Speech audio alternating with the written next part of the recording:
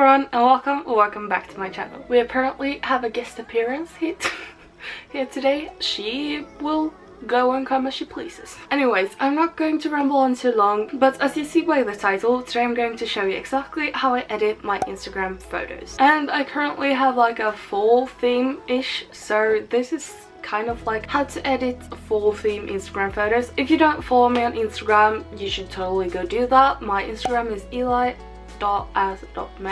I'll put it here on the screen and I'll also put it down in the description. So as you can see, I take a lot of photos and I usually take them on my camera because I have an iPhone SE, the first edition. I don't really have any new photos that I haven't already edited, so I'm just going to edit some selfies that I already have edited. And as you can see here, I favorite all my photos that I like, so I go through all the pictures I've taken and then I favorite them, and that way when I go into Lightroom I know exactly where they are. So I go down here to the corner where it's like a plus sign and camera roll, of course, and then I changed that up here to favorites. So yeah, let's see, I had this photo which I posted on Instagram a few days back. So as you can see, here is the photo that I took on my camera and now have on my phone. So the first thing I do is I go down here into crop, and if you're not that familiar with Instagram then you might not know, but the biggest like portrait size you can have is 4x5,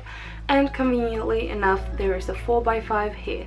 So I just slide it however I want to. So maybe I want the popcorn to be seen, but I also want my face not to be cut off. So maybe like that is pretty good.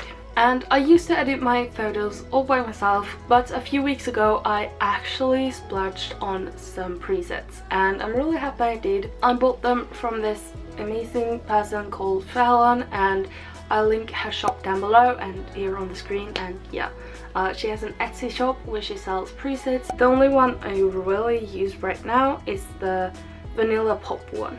And you don't need presets, you honestly don't. You can do this all by yourself, but in my opinion I like presets because they're really nice to have and they make a cohesive feed, and if you buy them from someone else you get like a new editing style and you get to try different things. So when I go into vanilla pop here on presets, I usually do the toasty one because I like the look of that. This is not ready at all. As you can see, you cannot really see my lips because they are so pale, because in this preset the reds are really desaturated. But the first thing I do is I go into light. So I like to have my exposure a bit up and then I just honestly play around, but I go down with the whites and the highlights, and yeah, honestly it's pretty good as it is, but as I said, I like to play around with it to get it exactly how I want it to be. And then when I feel that I'm happy with the light, I go into color, and here you can change a lot of different things. But firstly, here comes the white balance. I usually pull the saturation up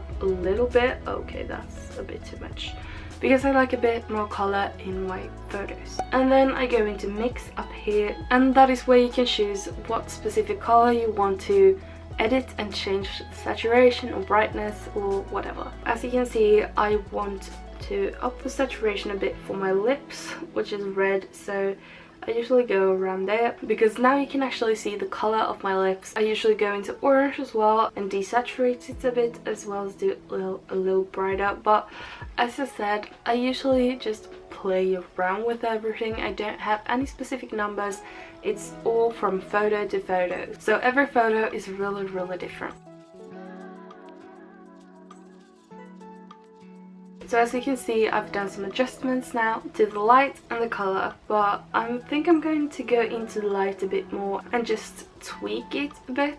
And then I always do this, I go into effects and add a bit more clarity and a bit texture.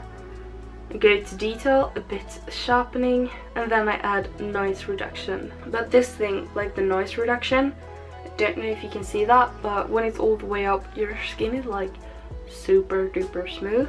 So I usually don't keep it all the way up, but I keep it a bit up, and that makes my skin in my entire picture just a bit more smooth. So as you can see, this is the before and this is the after, and I kinda like this photo and how it turned out. And that is literally everything I do for my Instagram pictures at this moment. And as I said, presets are not necessary, not at all, especially not buying presets. But if you're a really rookie editor, like you've never edited pictures before, then presets are amazing to have. They give you a really good base. Most pictures you are able to post with a preset, if it's a good preset that is, but they look 100 times better if you edit them to suit the actual picture, if that makes sense, because every picture is different from the other picture and it needs different editing. So one preset can't be good for every photo, but it can be a good base for most photos. I'll link FALLONS shop down below so you can check out her presets. They're amazing. She has so many. And the packs I bought were the Vanilla Pop,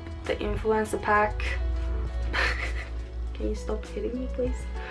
I think one was called Coconut and one was called like Hot and Toasty. I don't even know. Something like that. So they are the ones I bought and I'm really happy with them. Especially the Vanilla Pop one because I really like that aesthetic. But they are all amazing, so definitely go check her shop out. If you have any additional questions or just want to chat, just tell me down below, and please tell me if you learned something new or if there's something else you want to know, or just my dog keeps hitting me. And honestly, you can't get good at this from a tutorial, but same with the presets, it can give you a really good base. And if you want a more in-depth Lightroom tutorial and what everything does, please tell me down below and I'll be sure to make that for you guys. Thank you guys so much for watching and I'll see you next time. Bye.